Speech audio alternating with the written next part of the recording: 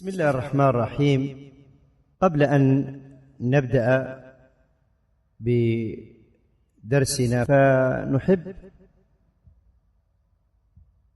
أن ننصح إخواننا الذين يعتنون بنشر الصوتيات وبتنسيقها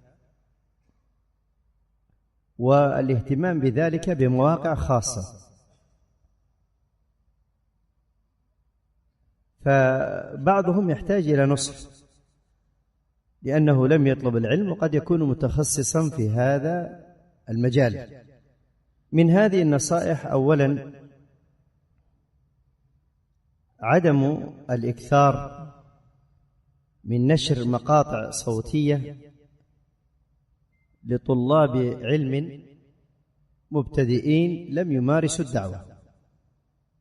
هذا نلحظه في الفترات المتأخرة أن بعضهم له مقاطع كثيرة، ربما لو عددتها لكانت أكثر من الفترة التي طلب فيها العلم، وهذا فيه بهرجة وتزيين لطلاب مبتدئين، وربما صارت الصوتيات التي يسجلونها وانتشرت أكثر مما تنتشر صوتيات المشايخ الذين يعول عليهم في الأزمات وفي الفتن وفي التوجيه وفي النصح وفي العلم. من النصائح أيضا وهي وضع بعض العبارات التي الآن بالتعبير العصري يجعلون مثل الكليشة، وهي لا تستحق. فالآن صار كل أخ يسجل له مقطع صوتي وهو يقرأ القرآن يكتب عليه تلاوة خاشعة، كلهم تلاوتهم خاشعة، فهذا والله ما ينبغي لكم. الخشوع عمل قلبي بينه وبين ربه سبحانه وتعالى، الله لا ندري خشع أم لا.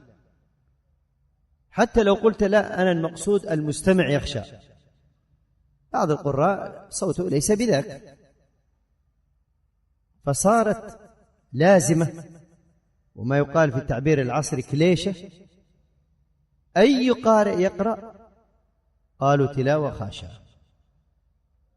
كذلك من الأمور التي صارت منتشرة بين الشباب في المقاطع الصوتية أنه ترفع خطبة أو محاضرة أو كلمة فيكتب عليها خطبة مؤثرة قوية ننصح بسماعها، كلهم على هذا المنوال: خطبة مؤثرة قوية ننصح بسماعها. وأعجب من ذلك أن بعضهم هو الذي يرفع هذه الخطبة القوية المؤثرة، خطبته هو، فيكتب عليها خطبة قوية مؤثرة ننصح بسماعها. هذا مرض النسخ واللصق، معه كليشة معينة لازمة معينة في كل خطبة يذكر هذا. من أيضا النصائح في هذا الباب قضية تضخيم المشايخ. صار كل شيخ له لقب يلازمه: الشيخ الفلاني الكذا، الشيخ الفلاني الكذا، وهذا والله ما ينبغي ولا عرفناه في مشايخنا. كان شيخنا مقبل رحمة الله عليه يقال له الشيخ الفاضل مقبل بن هادي الوادعي. والله من درس عند شيخنا مقبل بن هادي الوادعي رحمة الله عليه أنه يجد أن من بعض طلابه الكبار كان يناديه في الدرس: يا أبا عبد الرحمن. كان الشيخ يحب ذلك. المقصود شيخنا مقبل رحمة الله عليه على سعة علمه وعلى سعة اطلاعه ما كان يحب أن يكون له لازمة معينة في الألقاب. وبعضهم ربما ممن لازمه اللقب ما زاد في طلبه للعلم على 5 سنوات، وإذا يقال الفقيه الثبت الكذا الكذا الكذا، خلاص صارت كلمة ملازمة له. منها أيضا من النصائح قضية المشيخة المبكرة، أنا والله ما زلت مصرا عليها. بعضهم والله أخذ في نفسه علي من الدعاة إلى الله عند أن يتحدث هنا، أقول الأخ الفاضل المبارك الداعي إلى الله عز وجل ويبقى في نفسه، يا إخواني المشيخة المبكرة مرض وفتنة لطالب العلم، فتنة لطالب العلم. طالب العلم يبقى على ما هو عليه من السكينة وفي اجتهاده لطلب العلم، وهذه المراتب ستأتي لكن في حينها. لا يستعجل طالب العلم، والله سيحرم خيرا كثيرا. في بعض الأحيان قد يحتاج أن يدرس علما هو يفتقده كعلم الصرف، ومثلا علم الفرائض وكغيرها من العلوم ما عنده، أو بضاعته قليلة للغاية فيحتاج فيمنعه أنه شيخ. وصار بعضهم ربما يخرج دعوة 3 4 من الدعاء إلى الله، كل واحد في السيارة يقول يا شيخ فلان، وذا قال يا شيخ فلان، وقدموا الشيخ فلان. هذا والله أنا أنصح إخواني أن يتمهلوا في هذا الباب، لا يكون فتنة لإخوانهم طلاب العلم. كل من حاضر محاضرتين أو 3 قالوا الشيخ الفلاني، والله أنا ناصح. المشيخة المبكرة صارت منتشرة فينا، لو عددنا كم عدد الذي الآن يلقبون بالشيخ؟ كثير كثير، لكن لا بأس في مسجده وسط طلابه الشيخ الفلاني، والله ما في شيء.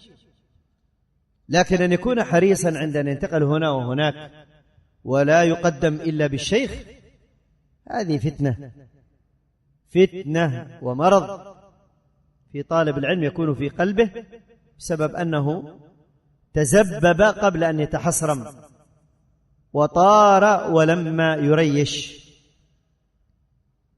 منها أيضا مسألة التأثيرات الصوتية، فصرنا كالحزبيين، بعض المقاطع الصوتية تأثيرات صوتية من بعيد، آهات. من متى نحن؟ اسمع مقاطع الشيخ مقبل رحمة الله عليه جميعا القديمة، لا تجد تسمع ولا ولا شيء من ذلك. لكن بعضهم يحب الصدى ويحب كذا علشان تفخيم، يا عباد الله الله الله الله الله، علشان تكون قوية، خطبة قوية مؤثرة ننصح بسماعها. منها أيضا من الذي يكون مشرفا على مثل هذه المواقع التي تصمم لإخواننا هذه الصوتيات وهذه المقاطع حتى تكون حالات؟ بعضهم ما نعرف من هو، لا نعرف من هو، فينسق لمن هب ودب. فعند أن يكون تحت إشراف مشايخ معروفين ما يخرج شيئا إلا بإذن المشايخ يكون هذا الأمر منضبطا. ومسألة النسخ واللصق صارت سهلة، ما يعرفها إلا الذين يؤلفون، يعرف أن هذا نسخ ولصق من المكتبة الشاملة ومن بعض المواقع، ينسخ ويلصق ثم يخرج لنا كتابا ويكتب تحته الفقير إلى عفو ربه.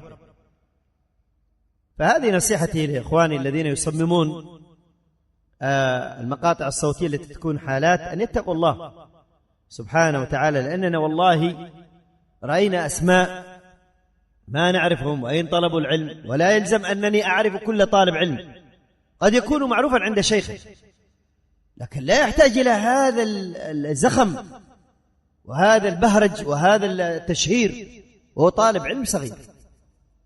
لأنه غدا أو بعد غد ربما بعد ذلك يظن نفسه أنه مهم ويشق الدعوة ويعمل لنا بلبلة، وهذا قد حدث، هذا حاصل.